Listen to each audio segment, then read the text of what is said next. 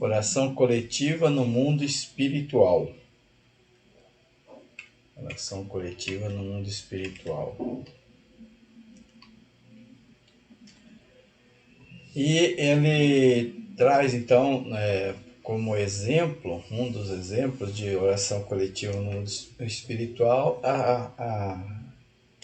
o relato aqui da colônia Maria de Nazaré.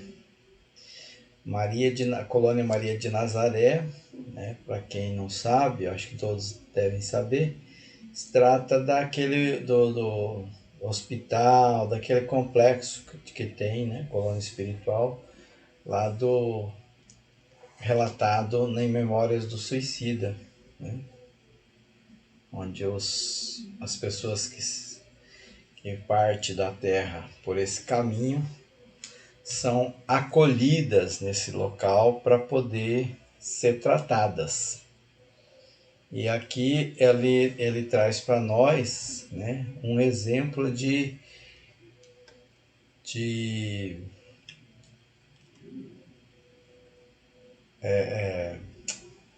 oração coletiva.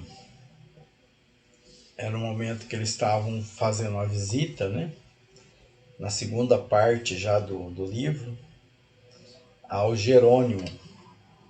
O Jerônimo, se não lembrar, era um dos que se suicidaram, né? Foram vários que estavam juntos, né, no mesmo momento lá, né, sendo acolhidos. Jerônimo era um deles, entre os que suicidaram, e era um dos que estava mais inconformado de estar ali. Por conta... Todos estavam inconformados, né? Mas o Jerônimo ele demonstrava um inconformismo maior.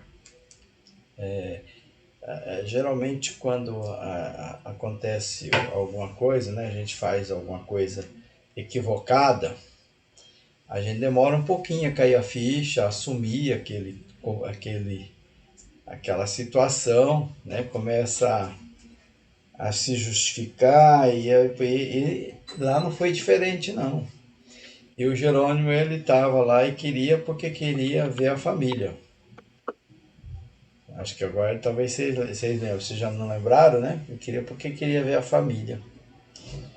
E aí lá é um local de acolhimento, assim, né? Muito embora eles estão sendo protegidos, então tem toda uma aparência até de uma prisão, porque não só por conta deles, mas proteger também, né, das invasões e tudo. É interessante que esse livro, a exemplo dos livros de André Luiz, eles relatam as colônias e de uma matéria assim, muito parecida com aquilo que nós conhecemos. Então era um local assim, muito triste ali, né, onde eles estavam naquele momento, dada a situação que ele se encontrava de recém-chegado do Vale dos Suicidas, né, que eles foram acolhidos e estavam lá em tratamento no hospital. E Jerônimo, entre eles, né, depois de um certo tempo que estava ali, ele começou a querer exigir que queria ver a família, estava muito preocupado, então ele tinha um apego muito grande com a filha Margaridinha, com o filho, com a Zulmira, que era a esposa. E ele foi um comerciante lá na cidade de Porto, em Portugal, que não era honesto e começou a ter problemas com dívida e acabou se matando. E ele então estava lá. Eles descrevem com bastante realismo a situação de cada um, né, os efeitos no perispírito, como é que estão cada um dos que se chegaram lá. E daí ele vai falar com o diretor lá do hospital, eles encaminham ele para falar com ele, porque ele quer, ele insiste, e o diretor concede para ele que ele vá. Manda ele acompanhado até, né, de alguns que estão lá, que eles não abandona ele não para ir por conta dele, vai junto com alguns. E aqui, quando ele chega lá em Portugal, é interessante também a narrativa sobre os equipamentos. aqueles que ficaram lá acompanharam toda a viagem dele, até a conversa com o diretor, tudo como se estivesse presente. Mas na verdade era um telão, né? Você veja bem, eles colocaram assim um telão, mas esse telão eles sentiam como se estivesse lá, sentiam o perfume das plantas, quando eles passavam em determinadas regiões onde tinha planta, sentia quando eles chegaram próximo de Porto, né, eles sentiram aquela emoção, o, de ele estar lá mesmo, presencial no Porto. Então era um equipamento que dava essa sensação, esse efeito de que como se ele estivesse presente lá, todos eles, né? Que todos eles que desencarnaram, né? Os que estavam ali, tinham desencarnado daquela região lá de Portugal. E quando ele chega lá, ele se depara com eles não queriam deixar ele ir de jeito nenhum, mas ele insistiu, falou, bom, você vai por sua conta e riscos. Tem pessoas, né, que são teimosas, fazer o quê? Tem que passar pela dor do sofrimento mais intenso para poder se reerguer. E você quer, nós não vamos impedir você de ir. Né? A gente vai contra a minha vontade, dizia o diretor, mas você vai. E ele foi. E lá então ele se surpreendeu, né, quando ele encontrou a família lá, com uma situação muito difícil, por conta do suicídio. Então o filho estava preso, culpava ele pela prisão, a filha estava se prostituindo, a mãe se tornou uma cafetina, então foi um trem assim que ele era uma pessoa orgulhosa, um comerciante, né, lá da cidade de Porto, pertencente à burguesia. Aí chegou lá, quando ele se surpreendeu com isso, ele caiu mesmo.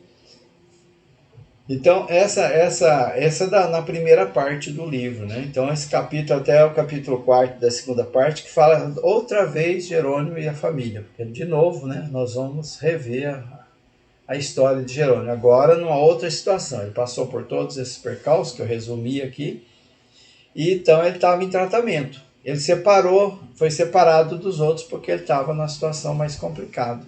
Daí esses demais que quiseram visitá-lo, e foram visitar, né? Que eles levaram ele lá para visitar. E lá então teve esse momento, né? Que era o momento do Ângelus, que ali a maioria era católico, de origem católica, tinha sacerdotes, né? E ele até eles lembram, né? Das questões tanto das questões boas, né? Que o catolicismo traz para as pessoas, quanto aquelas questões que na época era muito complicada, das práticas exteriores, dos preconceitos e tudo mais. Lembra da questão. Né? Então, 6 melodiosas pancadas, diz aqui o livro, de um relógio que não víamos, ecoaram docemente na amplidão da sala, como anunciando o início da reunião. E cântico harmonioso de prece, envolvente, emocional, elevou-se em surdina, como se até nossa audição chegasse através de ondas invisíveis do éter, provindo de local distante que não poderíamos avaliar, enquanto se desenhava uma tela junto à cátedra de irmão Teócrito, o sugestivo quadro da aparição de Gabriel à Virgem Maria participando a descida do Redentor às ingratas praias do planeta. Foi o instante amorável do Ângelus. Levantando-se, o diretor fez breve emocionante saudação a Maria, apresentando-nos reunidos pela primeira vez para uma invocação. Doce refrigério estendeu aos nossos corações. Aí eles começaram a sentir assim, muitas emoções, lágrimas. São espíritos assim, que tinham passado por tantas dificuldades, né? Tantos sofrimentos por conta dos arrependimentos, das culpas que sentia. Então aquele momento ali foi um momento assim, muito emocionante, que era o momento da oração. E aí quando começou a tocar aquela música, né, de fundo, e eles sentiram as emoções e eles voltaram ao tempo. Eis que inesperadamente lembranças ressuscitavam como fantasmas, que vinha para se impor o sabor dos ósculos maternos em nossas fontes abatidas. Então, aquelas músicas do Ângelus, né, que eles eram católicos, levavam eles a família, a infância. Fundas saudades dilataram nossos pensamentos, predispondo-os à ternura do momento grandioso que nos ofereciam como oportunidade abençoada. Seria longo enumerar minúcias das belas quanto proveitosa sequência dos ensinamentos e experiências que passávamos a receber desde essa tarde memorável, os quais integravam os melindroso tratamento a ser ministrado, espécie de doutrinação terapêutica moral.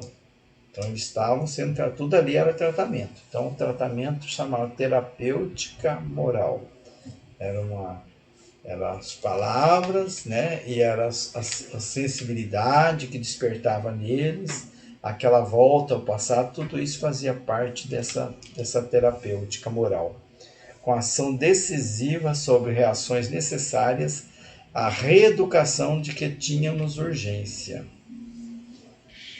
Diremos apenas que nessa primeira aula fomos submetidos a operações tão melindrosas, levadas a efeito em o nosso senso íntimo, que a incerteza quanto ao estado espiritual para a qual resvaláramos foi hábil e caridosamente removida da nossa compreensão, deixando que a luz da verdade, sem constrangimento, se impusesse a evidência.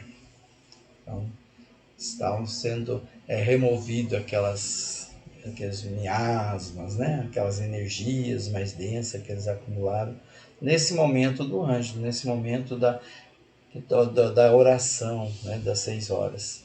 Ficamos categoricamente convencidos da nossa qualidade de espíritos, separados do envoltório corporal terreno, o que até então para a maioria era motivo de confusões acerbas, de assombros incompreensíveis.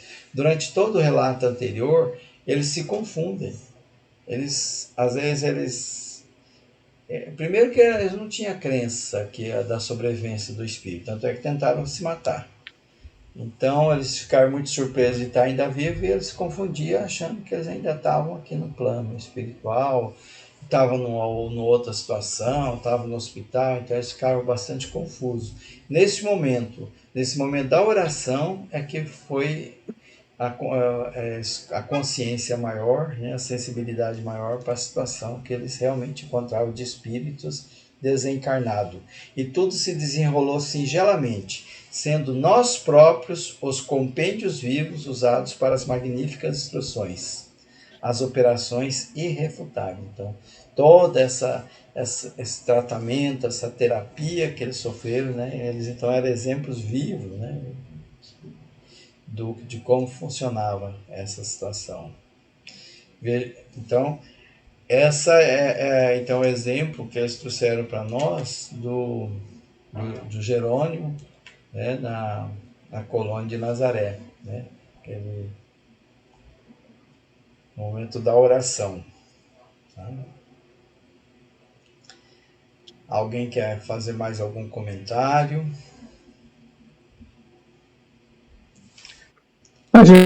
O que mostra aí essa questão da força, né? Dessa oração, principalmente a oração coletiva, né? Porque se reúne em grupos para orar. Que nós sabemos que a oração individual é muito importante, é forte, mas a oração coletiva ela acaba sendo mais forte, né? Porque um é estimulado pelo outro.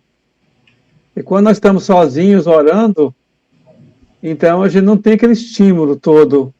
Mas quando nós estamos no grupo orando, aí nós somos mais estimulados. Aí são mais vibrando, né? Aí é uma força bem maior. Sim.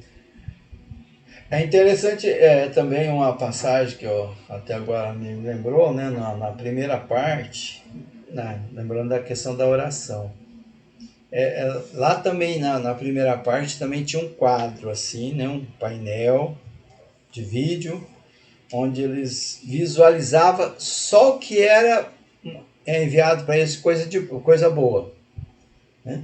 Então, os equipamentos que tinham lá, eles filtravam e mandavam para aqueles pacientes em recuperação, que eram eles, só coisa boa. Então, aquelas orações que os encarnados aqui, familiares, amigos, mandavam para eles, e que realmente era sincero, chegava até eles.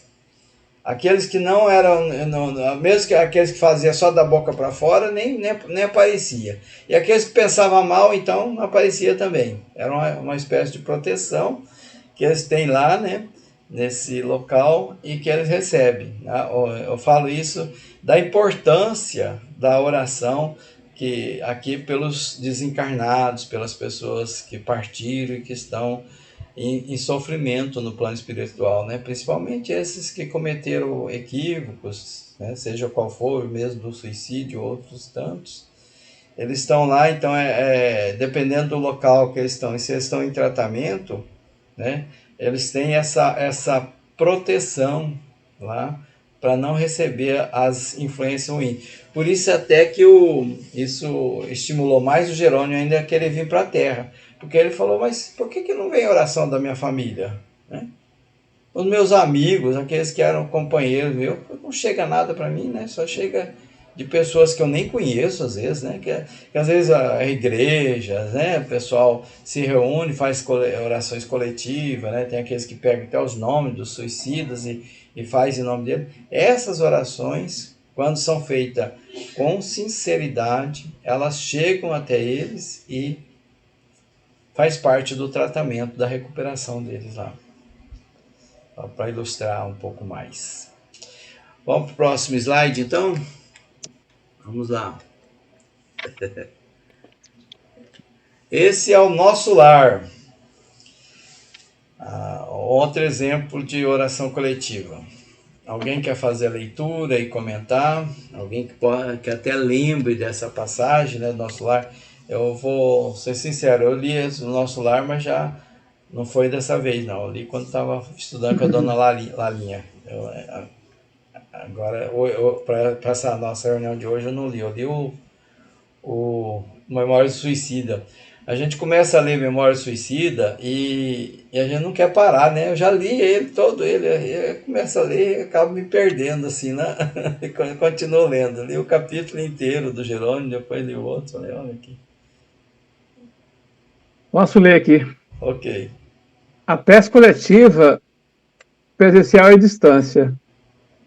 É chegado o crepúsculo em nosso lar.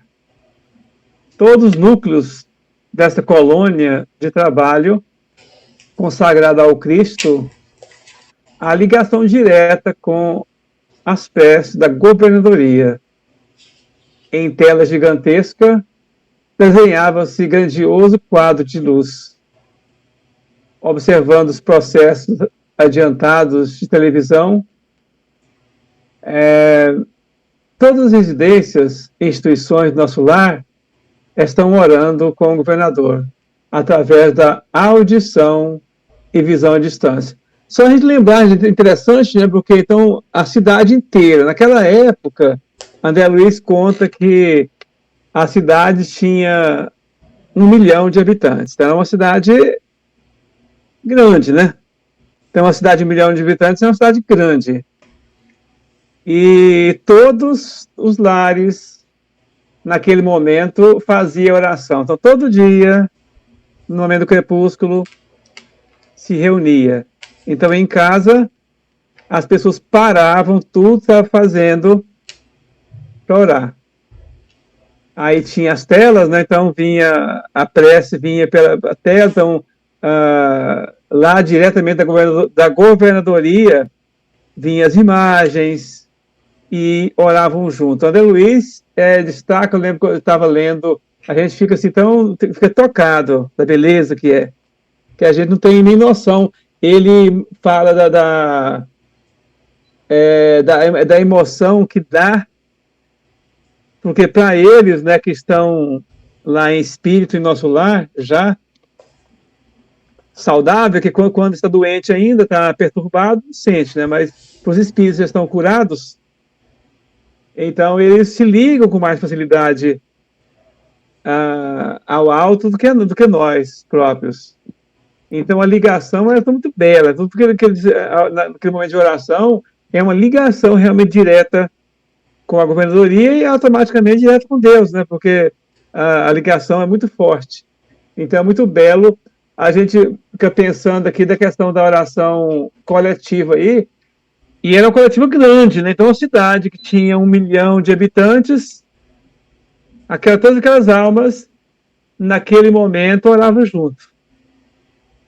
Então, 1 milhão de espíritos orando juntos. À distância, né? Uma Porque cada força, um no seu lar, né? uma Cada um no força seu grupo. magnética muito grande, né?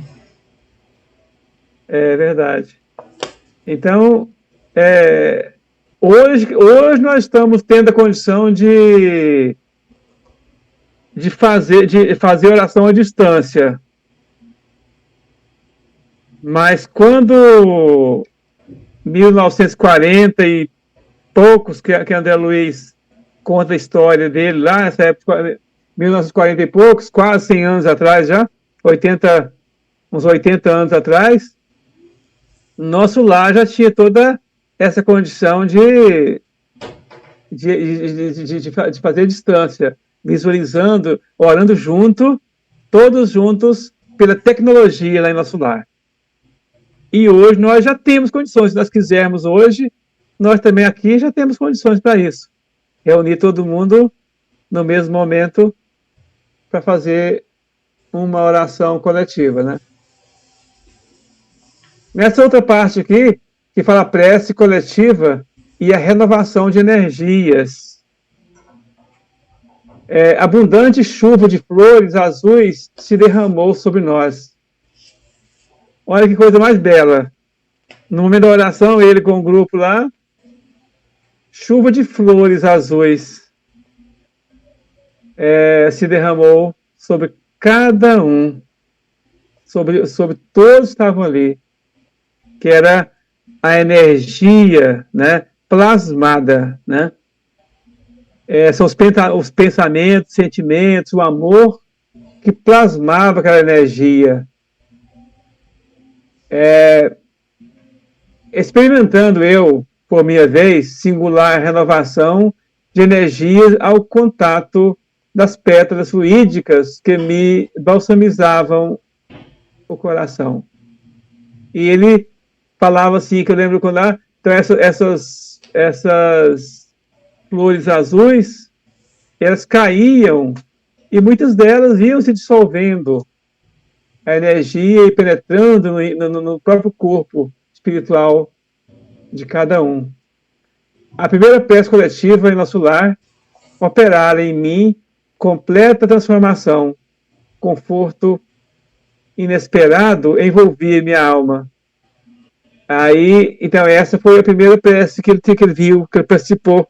Ele estava recém-chegado, tinha participado ele tinha passado pelo hospital, tinha recebido os tratamentos e estava já em condições de visitar os vários departamentos e participou dessa primeira oração coletiva. Então, a emoção foi intensa, né? De visualizar ali, junto com 1 milhão de almas, uma oração unida. Maravilhoso, né? Certo. Aqui no livro, né, no livro Vibração, ele tem um pedacinho aqui que ele lembra assim, ó. Terminada a sublime oração, regressei ao aposento de enfermo, amparado pelo amigo que me atingia de perto. Entretanto, não era mais o doente grave de horas antes. Então, aquela oração ali operou nele uma modificação assim, né, uma melhoria no estado de enfermidade dele muito grande. O poder da oração. Ainda mais sendo coletiva. Eu lembro que o Maurício estava falando aí no primeiro parágrafo, né, que hoje nós temos mais facilidade porque a gente pode se reunir à distância através da internet. Eu lembro que em alguns momentos, né, a pessoa combinava, né, determinada hora, tal hora nós vamos fazer oração, você na sua casa, você em tal, tal, né? Não sei se dava muito certo, né? O pessoal vamos combinar, né, para dar certo. Eu lembro com algumas situações dessas, que não tinha internet, né? O telefone também não era tão fácil assim. Mas, mas tinha uns ensaios nessa linha também de fazer a distância, a reunião à distância. Eu acho que as coisas, tem os ensaios, desde a antiguidade as coisas começam a formar. Você vê a questão da distância, a educação à distância, que agora ela está em voga, né? Agora, a partir agora do ano 2000 para cá, então a educação à distância ganhou uma força muito grande. Claro que já existia muito, no Brasil, primeiro já existia os cursos por meio de cartas, né, e assim por diante. Mas, se for lembrar, 2000 anos atrás, com Paulo, ele trabalhou educação à distância, né, nas cartas. Então, ele mandava as cartas, fundou as igrejas, e ele mandava as cartas para o povo de lá, né? Isso é a educação à distância, né? Então, já desde aquela época, já vem se ensaiando essa questão da distância. Agora, com a tecnologia, isso vai estreitando mais, vai facilitando mais. Antes, eu escrevia uma carta e demorava, às vezes, meses até para essa carta chegar lá naquele povo. Agora, você liga o celular e já conversa com a pessoa lá e já participa de uma reunião pelo próprio celular, onde ele estiver, naquele momento. Resolve fazer uma reunião, já liga, fulano, vamos entrar aqui numa reuniãozinha, fazer uma reuniãozinha aqui, tá? E já faz, né? Mas a coisa vai melhorando. 2000 anos para cá, você percebe o tanto que já mudou. O senhor lembra do Instituto Universal Brasileiro? Me lembrei muito dele aqui. Eu lembro até da caixa postal. Eu curso para consertar a rádio. E tinha muitos cursos. Eu lembro até da caixa postal 50, 58, São Paulo. Sim, tá lembrado. Eu trabalhei no Correio na época da caixa postal, inclusive.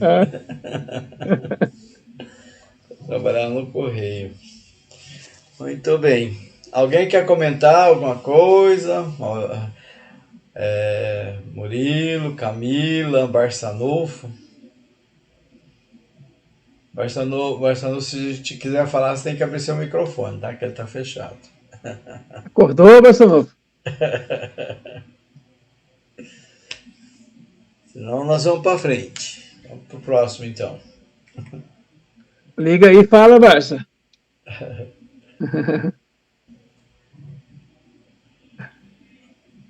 Vamos lá, então. As preces diárias de Ivone Pereira. Devassando o Invisível, capítulo 2. Alguém quer fazer essa daí? Posso fazer eu. Ok. É um caso, né? É uma parte. Eu não li o livro esse aí, mas acho que aqui, pelo que ele está dizendo aqui, o resuminho, dá para a gente entender o que aconteceu. As preces diárias de Ivone Pereira. Do livro Devassando o Invisível. O local é o lar da Ivone. A atividade é um atendimento por meio das preces diárias em seu lar ao caderno de vibração onde anotava o nome de suicidas e pessoas falecidas. Há cerca de um ano, pela madrugada, estando ainda desperta, apresentou-se à nossa visão um espírito esquálido e abatido, mas já resignado à própria condição, e disse: venho agradecer-lhe os votos feitos em minha intenção, a bondade de Deus. Suas preces me auxiliaram tanto que até minha família, que deixei na terra, foi beneficiada. Chamo-me Joaquim e meu nome está no registro de seu caderno de apontamentos. Procuramos verificar e encontramos de fato entre os suicidas um Joaquim Pires. Tratava-se, portanto, de um dos destacados do noticiário dos jornais, recomendado para as preces e as leituras diárias. Será que ele continua? Deixa eu ver se o próximo slide. Vamos passar aqui. Não, Não, né? ele tem mais informação, mas No livro. No livro, Vibração. Uhum. Eu tô sem aqui. Se quiserem complementar, mas aí ele vem trazendo um caso, né, de oração coletiva, de vibração, né, de como é importante ali no centro espírita, na casa espírita, ter um livro, né, com o nome de pessoas, de entes queridos, tanto encarnados quanto desencarnados, para poder, no dia da reunião, né, ser feita essa vibração para essas pessoas. E como faz diferença, né? A oração coletiva, ali no outro slide falou dela, seja presencial, seja online. Ela vale, né? O que importa é a vibração, é todos estarem em sintonia. E aí ele falou bem, né? Como as orações beneficiadas, destinadas a ele, né? Não só beneficiaram a ele, mas toda a família, né? Que ficou com um conforto a mais, entendendo mais a situação, não sofrendo tanto para não atrasar o espírito, né? E aí reforça a questão da importância mesmo da prece, dessa prece, e a prova, né, da importância, aí ela mostrou a prova, porque apareceu o espírito, ela não conheceu, não conhecia, mas ele foi para agradecer, né, então, quando ele deu o nome e disse que estava no caderno, e ela foi ver, realmente estava lá no caderno. Ele provou que as preces feitas, igual você falou, Murilo, de colocar ela no caderno e fazer a prece, vale mesmo. Aí a prece valeu para ele, né, que era suicida, que está no plano espiritual já, e confortou a família, que ele tinha prova, porque ele visitava a família, ele conseguia visitar a família e percebeu que a família tinha sido beneficiada também por essas preces. Então, isso é importante, que é uma prova, né, da eficácia das nossas preces. Esse caso, só fazendo uma pergunta, que eu lembro que eu li em algum lugar que tinha uma pessoa que lia os jornais, né, para ver os obituários dos jornais e depois colocava no caderninho para fazer oração por aquelas pessoas que desencarnaram, né, situação. Será que é esse caso que a dona Ivone Pereira fazia assim também? Onde que ela Porque coletava esses nomes? aqui diz que, pelo que diz que no final, sim, né? Que entre os Ah, suicidas, um Joaquim Pires. Tratava-se, portanto, de um dos destacados dos noticiários jornais.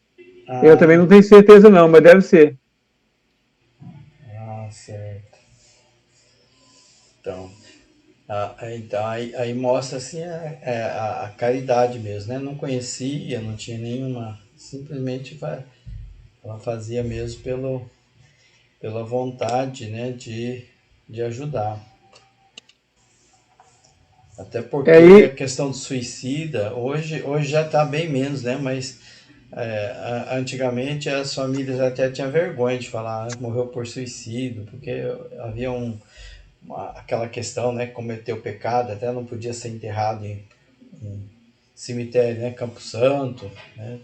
Até esses dias eu estava assistindo o filme lá do Lutero, no comecinho do filme, acontece um suicídio e E eles não querem que enterrem no cemitério, né? Porque sofrimento, além do sofrimento do desencarne, né? Daquela maneira para a família, com ele, ainda ainda coloca mais pecado em cima, né, da pessoa e ela vai ter mais dificuldade ainda de superar. E acontece que também naquela época os padres não rezavam a missa, né, para suicida, né? Então Também. os outros encomendavam missa, né? Mas para o suicida não podia rezar, né, a missa É, também. tá. Eu assisti, você sempre passou lá o link, eu assisti também. Assistiu, né? Achei muito Então. legal, gostei muito. Eu assisti um pedaço, até não assisti todo ainda não. Eu parei nessa parte aí do suicídio do rapaz. Eu assisti até o final, diretão. Que ela tem no YouTube. É interessante a história do Martinho Lutero, né? Muito bem, vamos pro próximo. Nosso tempo já está acabando, hein? Já avisou aqui o Google. É, A oração no lar não oferece perigo. Quem pode falar sobre isso aí?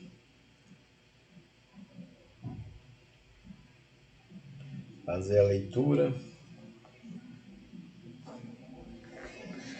porque eu acho que é interessante pensar, porque se fala o seguinte, que a pessoa não deve fazer o passe em casa.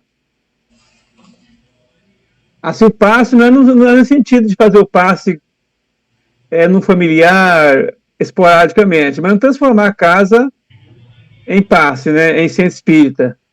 Porque, segundo os falam que ela passa a se tornar um hospital e os espíritos vêm muito para ali, para aquele lar, para buscar a assistência. Aí pode ficar assim, meio perturbado. Né? Talvez seja.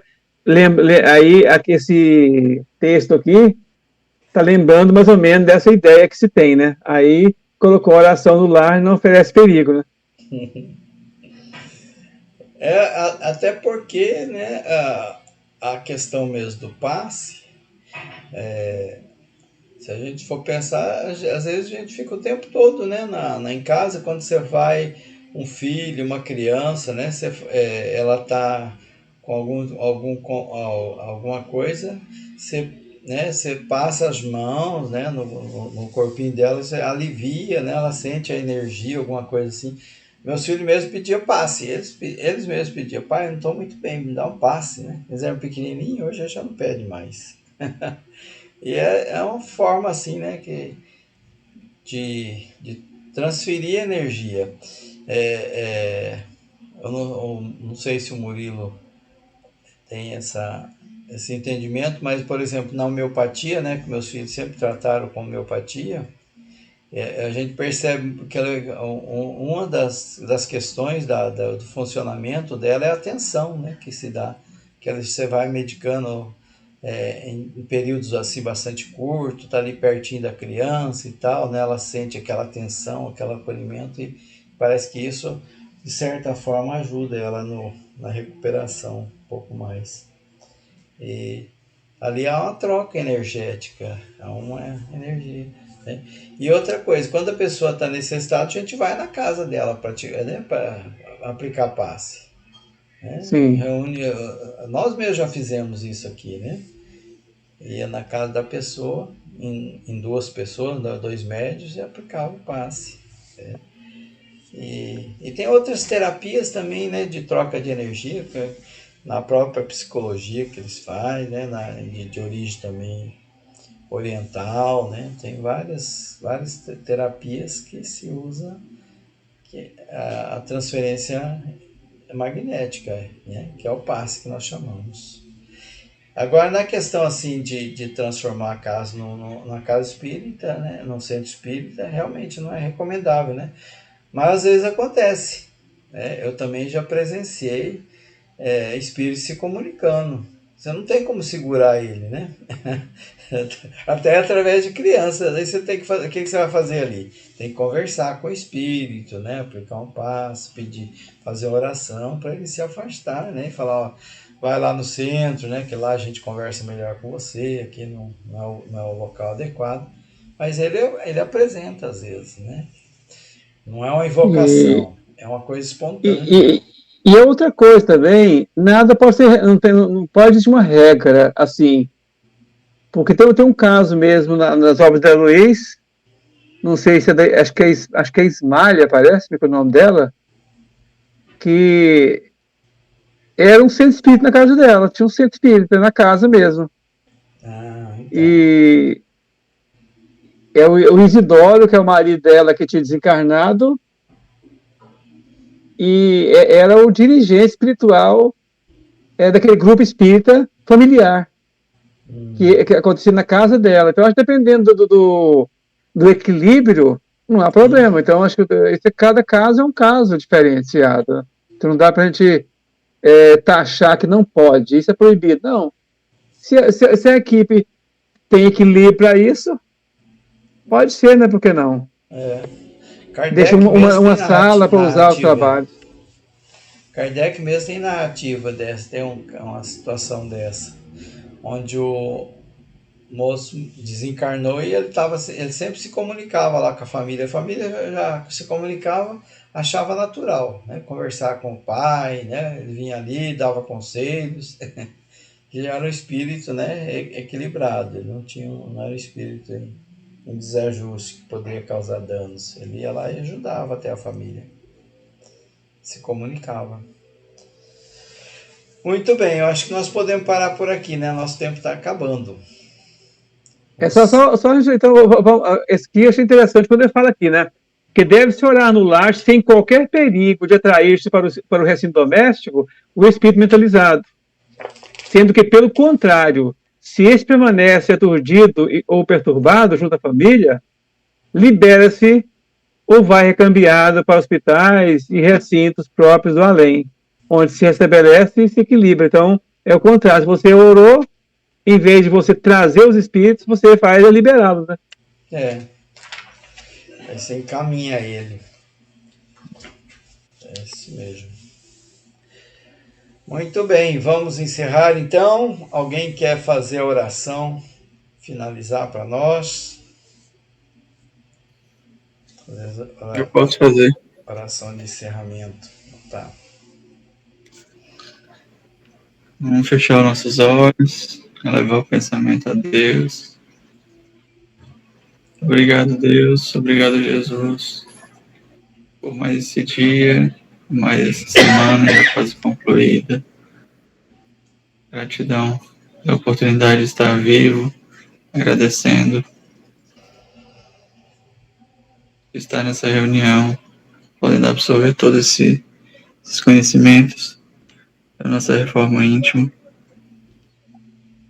vendo sempre a importância da oração no nosso lar, nosso ambiente de trabalho, onde seja. Gratidão, Senhor, pelo alimento, pela nossa casa.